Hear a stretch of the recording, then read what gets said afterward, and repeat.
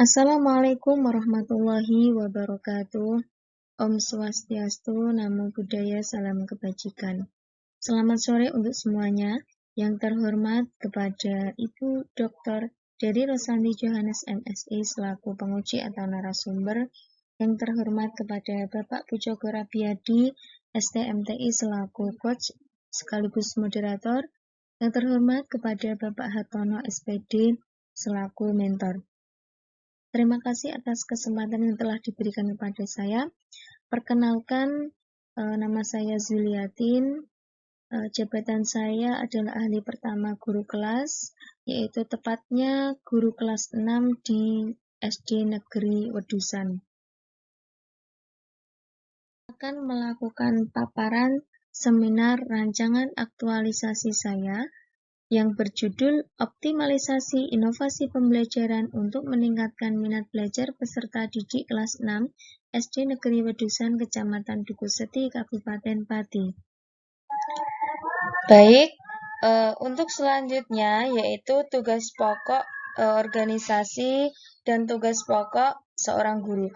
Untuk tugas pokok organisasi ada di Permendikbud nomor 6 tahun 2019 yaitu pelaksana pendidikan, pelaksanaan hubungan kerjasama dengan orang tua peserta didik dan atau masyarakat, dan pelaksana administrasi. Untuk tugas pokok guru dan fungsi guru ada di Undang-Undang nomor 14 tahun 2005, pasal 20 dan PP nomor 19 tahun 2017. Untuk tugas pokok guru diantaranya mendidik, mengajar, membimbing, mengarahkan, melatih, menilai, dan mengevaluasi. Untuk fungsi guru yaitu memelihara dan memupuk persatuan dan kesatuan bangsa, menjunjung tinggi peraturan perundang-undangan, menciptakan suasana pembelajaran yang bermakna, memelihara komitmen, dan memberikan teladan serta menjaga nama baik. Selanjutnya, mengenai identifikasi isu, telah ditemukan 5 dengan beberapa bukti, yaitu ada 5 isu yang ada di unit kerja atau instansi tempat saya bekerja. Isu yang pertama yaitu guru kurang menguasai IT dalam kegiatan pembelajaran daring. Sumber isunya dari manajemen ASN. Isu yang kedua, rendahnya minat belajar peserta didik saat pembelajaran daring. Sumber isunya manajemen ASN. Isu yang ketiga, belum optimalnya penerapan PHBS di sekolah. Sumber isunya Will of Government. Isu yang keempat yaitu kurang optimalnya media saat pembelajaran daring. Sumber isunya dari pelayanan publik.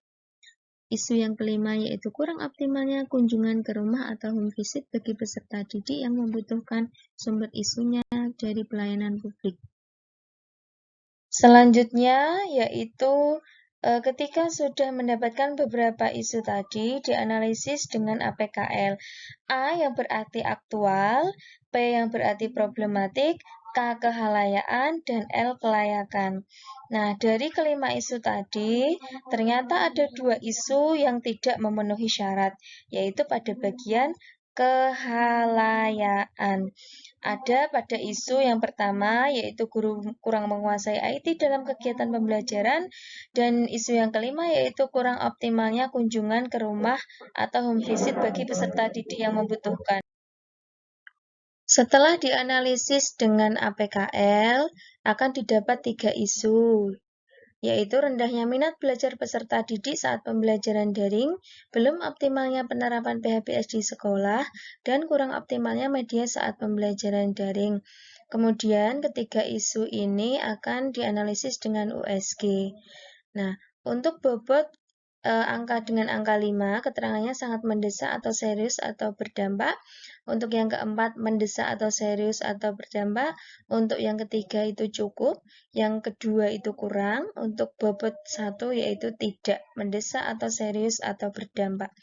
Nah, untuk isu yang pertama yaitu rendahnya minat belajar peserta didik saat pembelajaran daring mendapatkan jumlah 15 yaitu ranking 1. Kemudian isu tersebut akan menjadi core isu atau penetapan isu. Selanjutnya yaitu setelah mendapatkan satu core isu akan dianalisis akar masalahnya dengan fishbone diagram. Ada 6 faktor. Yang pertama dari faktor main yaitu dari faktor guru, peserta didik, dan orang tua. Untuk material, yaitu dari segi sumber belajar dan bahan ajar. Untuk faktor measurement, yaitu dari evaluasi pembelajaran dan feedback atau umpan balik. Untuk faktor metode, yaitu metodenya cenderung monoton, tidak menarik, dan kurang interaktif. Untuk faktor desain, yaitu pemanfaatan gadget yang kurang optimal. Dan untuk faktor environment, yaitu dari segi lingkungan, yaitu kurangnya koordinasi dan komunikasi antara guru, orang tua, peserta didik. Kemudian, dari keenam akar masalah tadi akan membawa saya untuk mengangkat isu, yaitu rendahnya minat belajar peserta didik saat pembelajaran daring. Kemudian, yaitu dari beberapa akar masalah tadi, mempunyai gagasan kreatif masing-masing. Dari faktor main, yaitu gagasan kreatifnya, optimalisasi kegiatan pengembangan diri melalui pelatihan atau workshop. Dari faktor material, gagasan kreatifnya, optimalisasi penggunaan video. Dari faktor metode, gagasan kreatifnya, optimalisasi inovasi pembelajaran. Dari faktor desain, gagasan kreatifnya, optimalisasi penggunaan gadget. Dari faktor environment, gagasan kreatifnya, optimalisasi penggunaan kartu hubung. Dari faktor measurement, gagasan kreatifnya, optimalisasi penggunaan evaluasi pembelajaran dengan aplikasi online. Nah, dari beberapa gagasan kreatif tadi akan dianalisis dengan SMART. S yaitu spesifik atau khusus, M measurable terukur, A achievable dapat tercapai, R realistis, dan T timely atau tepat waktu. Dari keenam gagasan kreatif terdapat satu gagasan yang menjadi gagasan utama, yaitu optimalisasi inovasi pembelajaran untuk meningkatkan minat belajar peserta didik kelas 6 SD Negeri Wedusan, Kecamatan Dukuseti, Kabupaten Pati. Yang inilah akan menjadi gagasan utama dan dijadikan sebagai judul aktualisasi. Selanjutnya yaitu kegiatan dan tahap-tahapnya. Kegiatan yang pertama, perencanaan kegiatan aktualisasi secara keseluruhan, yaitu konsultasi, menyusun kegiatan aktualisasi, jadwal, dan pemetaan stakeholder. Kegiatan yang kedua, pembuatan presensi, yaitu tahapannya, konsultasi, membuat presensi, distribusi, dan evaluasi. Untuk kegiatan yang ketiga, pembuatan dan pemberian amigi amunisi minat pagi. Tahapannya yaitu konsultasi, mencari referensi, membuat materi, distribusi, dan evaluasi. Untuk kegiatan yang keempat, yaitu pembiasaan menyanyikan lagu nasional, Mars PPK, dan lagu daerah. Tahap kegiatannya yaitu konsultasi, menyiapkan alat kelengkapan, mencari referensi, mengarahkan peserta didik secara tatap muka, melaksanakan, dan evaluasi. Untuk kegiatan dan tahap kegiatan selanjutnya yaitu yang kelima, penyusunan RPP atau Rencana Pelaksanaan Pembelajaran Daring. Tahapannya konsultasi, menyiapkan dan menelaah semua perangkat pembelajaran, kemudian mencari referensi, kemudian menyusun RPP-nya dan evaluasi.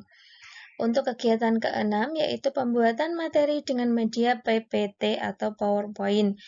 Langkah kegiatannya, konsultasi, mencari dan mengumpulkan referensi, memasukkan bahan referensi tadi, kemudian menyempurnakan dengan animasi, dan terakhir evaluasi. Untuk kegiatan yang ketujuh yaitu pelaksanaan kegiatan pembelajaran via Zoom Meeting atau Google Meet. Tahapannya yaitu konsultasi dengan mentor, mengarahkan peserta didik untuk menginstal aplikasinya, membuat jadwal, distribusi link, pemutaran video lagu nasional, Mars PPK, dan lagu daerah. Kemudian yang terakhir, evaluasi. Kegiatan yang kedelapan yaitu pelaksanaan evaluasi pembelajaran dengan kejar inang melalui kuisis. Langkah-langkahnya konsultasi, membuat soal, mengarahkan peserta didik, membuat akun, distribusi link, memantau prosesnya, dan distribusi skor akhir. Untuk kegiatan dan tahap kegiatan selanjutnya yaitu kegiatan 9 pembuatan kartu hubung. Tahap kegiatannya yaitu konsultasi, membuat kartu hubung, distribusi, kemudian evaluasi. Untuk kegiatan ke-10 yaitu pembuatan papan trofi prestasi bahagia. disingkat PAPITABA. Tahap kegiatannya yaitu konsultasi, menyiapkan alat dan bahan, koordinasi, membuat stiker tropi, dan menempelkan stiker tropi.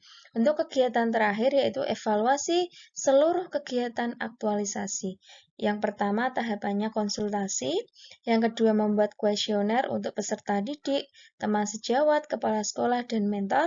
Kemudian terakhir mengamati dan menelaah keefektivitasan atau peningkatan dan tidak secara keseluruhan. Selanjutnya yaitu dampak pemecahan isu. Untuk dampak pemecahan isu ada 3 stakeholder yang terkena dampaknya, yaitu individu, unit kerja atau organisasi, yang ketiga masyarakat. Nah, untuk dampak pemecahan itu sendiri, terkena dampaknya itu positif, bukan dampak negatif. Berikut adalah jadwal kegiatan aktualisasi saya dari kegiatan pertama sampai kegiatan terakhir, dimulai dari tanggal 21 Agustus sampai tanggal 4 Oktober. Untuk yang berwarna merah, yaitu hari Minggu atau hari libur, dan untuk yang berwarna abu-abu, yaitu PTS atau penilaian tengah semester. Yang terakhir yaitu identifikasi kendala dan rencana antisipasi.